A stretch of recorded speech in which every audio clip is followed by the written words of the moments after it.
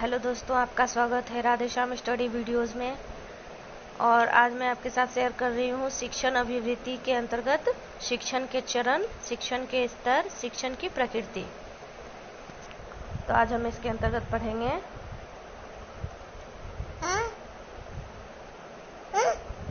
शिक्षण के चरण, फेजेस ऑफ टीचिंग। शिक्षण के 3 चरण होते हैं: पूर्व क्रिया अवस्था, अंतः क्रिया अवस्था और उत्तर क्रिया अवस्था।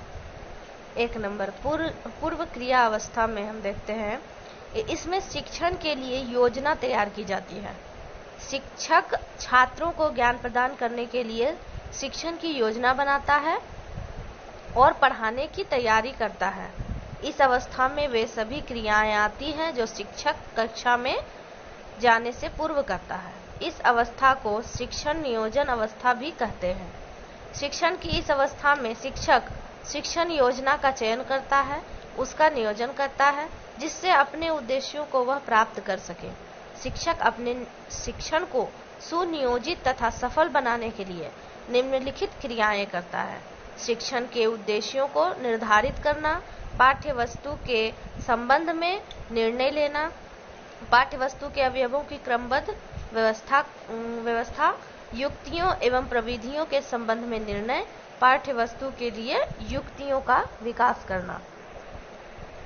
2 नंबर अंतः क्रिया अवस्था। इस अवस्था में वे सभी क्रियाएं सम्मिलित होती हैं जो शिक्षक कक्षा में प्रवेश करने के समय से लेकर पाठ्य वस्तु प्रस्तुत करने के समय तक रहता है। इस अवस्था में शिक्षक और छात्र कक्षा में आमने सामने होते हैं। शिक्षक शाब्दिक या अशाब्दिक प्रेरणा प्रदान करता है। शिक्षक इस अवस्था में पहले से तैयार की गई शिक्षण की योजना का क्रियान्वयन करता है। शिक्षण की अंतः क्रिया अवस्था में निम्नलिखित क्रियाएं होती हैं: कक्षा के आकार की अनुभूति, छात्रों का निदान, क्रिया तथा प्रतिक्रिया। 3 नंबर उत्तर क्रिया अवस्था। इस अवस्था में शिक्षण कार्य समाप्त हो जाने के बाद शिक्षक सीखे गए कार्य का मूल्यांकन करता है। मूल्यांकन का कार्य उद्देश्यों के आधार पर किया जाता है। मूल्यांकन करके शिक्षक यह जानने का प्रयास करता है कि कक्षा में उसने जो भी पढ़ाया है उसका प्रभाव छात्रों पर कैसा पड़ा तथा उसके व्यवहार में किस सीमा तक परिवर्तन आया। इसके लिए शिक्षक मौखिक तथा लिखित प्रश्न पूछता है, जिसे शिक्षण की अंतिम अवस्था या उत्तर क्रिया अवस्था कहते हैं। इसकी प्रमुख विशेषताएं निम्नलिखित हैं: 1 नंबर मानदंड व्यवहार, 2 नंबर मूल्यांकन की प्रविधियों का चयन, 3 नंबर प्राप्त परिणामों से शिक्षण नीतियों में परिवर्तन। शिक्षण की क्रियाओं का मुख्य लक्ष्य छात्रों में अपेक्षित व्यवहार परिवर्तन लाना होता है। प्रत्येक राष्ट्र और समाज अपनी संस्कृति तथा मूल्यों को शिक्षण की क्रियाओं द्वारा नई पीढ़ी को देता है। इसलिए समाज शिक्षा संस्थाओं की स्थापना करता है जिनमें शिक्षण क्रियाएं संपादित की जाती हैं। Levels of teaching. शिक्षण के स्तर। शिक्षण एक स्वोद्देश्य प्रक्रिया है या कह सकते हैं कि कक्षा में विभिन्न कार्यों को संपन्न करने की एक व्यवस्था है, जिसका उद्देश्य छात्रों को सीखने के लिए प्रेरित करना है।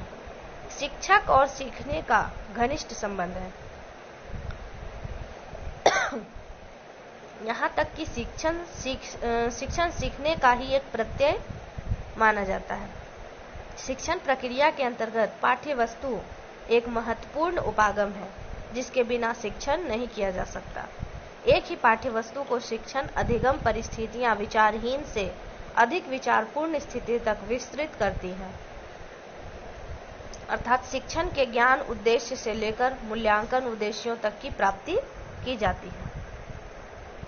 शिक्षण के इस सतत क्षेत्र को प्रमुख रूप से 3 स्तरों में विभाजित किया गया है: स्मृति स्तर, जिसे हर्बर्ट शिक्षण आयाम कहते हैं; बोध स्तर, जिसे मोरिसिस शिक्षण आयाम कहते हैं; चिंतन स्तर, जिसे हंट शिक्षण आयाम कहते हैं। स्मृति स्तर के शिक्षण की व्यवस्था। स्मृति स्तर के शिक्षण की क्रियाएं ऐसे अधिगम की परिस्थितियों को उत्पन्न करती है जिसमें विषय वस्तु के तथ्यों को छात्र केवल कंठस्थ कर सके। इस स्तर पर प्रत्यास्मरण तथा रटने की क्रिया पर जोर दिया जाता है। इस स्तर पर अपना मूल्य है, अपना क्षेत्र है। इस स्तर का ज्ञान पाए बिना बोध एवं चिंतन स्तर ठीक कार्य नहीं कर सकता। अतः यह स्तर अन्य विचारवान स्तरों के लिए आधारशिला प्रदान करता है। स्मृति स्तर के शिक्षण का प्रतिमान। इस स्तर के प्रतिमान का प्रतिपादन हर्बर्ट ने किया है। स्मृति स्तर के शिक्षण के प्रतिमान के प्रारूप का वर्णन 4 पक्षों में किया है। हर्बर्ट स्मृति स्तर शिक्षण प्रतिमान, इसे आप स्क्रीनशॉट ले सकते हैं ताकि इसे अच्छे से एक बार पढ़ लिया जाए। बोध स्तर का शिक्षण। शिक्षण के क्षेत्र में बोध एक बहुत व्यापक शब्द है। बोध शब्द को मनोवैज्ञानिकों तथा शिक्षा शास्त्रियों ने कई अर्थों में प्रयुक्त किया है। इसलिए शिक्षक भी इस शब्द को अनिश्चित ढंग से प्रयुक्त करता है। शब्दकोश में भी इसके कई अर्थ दिए गए हैं, जैसे 1 नंबर अर्थ का प्रत्यक्षीकरण करना, विचारों का बोध करना, गहनता से परिचित होना, प्रकृति एवं स्वभाव को समझना, भाषा में प्रयुक्त होने वाले अर्थ को समझना, तथ्य के रूप में स्पष्ट बोध होना अथवा अनुभूति होना।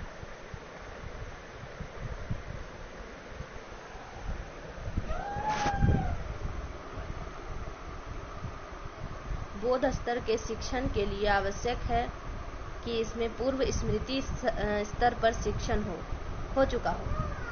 इसके बिना बोध स्तर शिक्षण सफल नहीं हो सकता। शिक्षक इस स्तर पर छात्रों को सामान्यीकरण सिद्धांतों तथा तथ्यों का बोध कराता है और शिक्षण प्रक्रिया को अर्थपूर्ण तथा सार्थक बनाता है। बोध स्तर के शिक्षण का प्रतिमान। बोध स्तर पर मॉरिसन द्वारा विकसित प्रतिमान का वर्णन निम्नलिखित है। इसे भी स्क्रीनशॉट ले सकते हैं आप ताकि इसे थोड़ा एक बार पढ़ लिया जाए।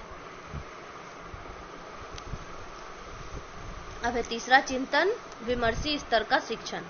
चिंतन मानव के विकास का महत्वपूर्ण पद है। इस स्तर पर शिक्षक अपने छात्रों में चिंतन, तर्क तथा कल्पना शक्ति को बढ़ाता है, जिससे बाद में ये छात्र इन उपागमों के माध्यम से अपनी समस्याओं का समाधान कर सके। इस स्तर के शिक्षण में स्मृति तथा बोध दोनों स्तरों पर शिक्षण निहित होता है। इसके बिना चिंतन स्तर का शिक्षण सफल नहीं हो सकता। चिंतन स्तर का शिक्षण समस्या केंद्रित होता है। इसमें छात्र को मौलिक चिंतन करना होता है। छात्र विषय वस्तु के संबंध आलोचनात्मक दृष्टिकोण अपनाते हैं। छात्र सीखे हुए तथ्यों तथा समन्वयकों की जांच करता है और नवीन तथ्यों की खोज करता है। चिंतन स्तर के शिक्षण प्रतिमान। हंट को चिंतन स्तर के शिक्षण का प्रवर्तक माना जाता है, इसलिए इस शिक्षण स्तर के प्रारूप को हंट शिक्षण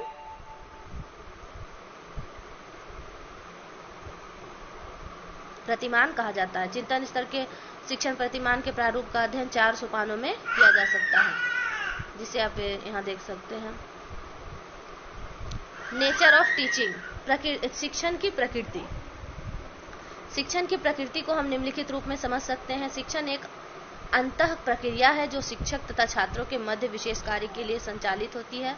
शिक्षण एक सामाजिक तथा व्यावसायिक प्रक्रिया है जो शिक्षक तथा छात्रों के समूह में ही संपादित की जाती है। शिक्षण एक स्वदेशी प्रक्रिया है जो किन्हीं विशिष्ट उद्देश्यों की प्राप्ति के लिए की जाती है। शिक्षण एक विकासात्मक प्रक्रिया है जिसके द्वारा छात्रों में ज्ञानात्मक, भावात्मक तथा क्रियात्मक पक्षों का विकास किया जाता है। शिक्षण की प्रकृति कल्पनात्मक तथा वैज्ञानिक दोनों ही है। शिक्षण नियोजन तथा मूल्यांकन क्रियाओं की प्रकृति वैज्ञानिक अधिक है, जबकि शिक्षण का प्रक्रिया पक्ष कलात्मक है, जिसमें शिक्षण अपने कौशल का प्रयोग करता है। शिक्षण में तथ्यों, प्रत्ययों, सिद्धांतों तथा सामान्यीकरण का बोध भाषा के प्रयोग द्वारा शिक्षण कराता है। शिक्षण एक आमने सामने होने वाली प्रक्रिया है जिसमें छात्र व शिक्षक आमने सामने बैठते हैं। शिक्षण एक उपचार प्रक्रिया है जिसमें छात्रों की कमजोरियों का निदान करके उन्हें निदान के लिए उपचार दिया जाता है। शिक्षण एक तार्किक प्रक्रिया है जिसमें शिक्षण का नियोजन शिक्षक की तर्क शक्ति पर ही आधारित होता है। पाठ्यवस्तु का विश्लेषण तथा संश्लेषण तर्कशक्ति द्वारा ही किया जाता है। शिक्षण का मापन किया जाता है। निरीक्षण विधियों द्वारा शिक्षक व्यवहारों के स्वरूप का विश्लेषण भी किया जाता है। शिक्षण एक त्रिध्रुवीय प्रक्रिया है। अधिकांश शिक्षा शास्त्रियों ने शिक्षण को त्रिध्रुवीय प्रक्रिया कहा है। ब्लूम के अनुसार शिक्षण के 3 पक्ष हैं: शिक्षण उद्देश्य, सीखने का अनुभव, व्यवहार परिवर्तन। हेलो दोस्तों, आपको अगर मेरा वीडियो पसंद आया हो तो मेरे चैनल को लाइक एंड सब्सक्राइब करें। Thank you.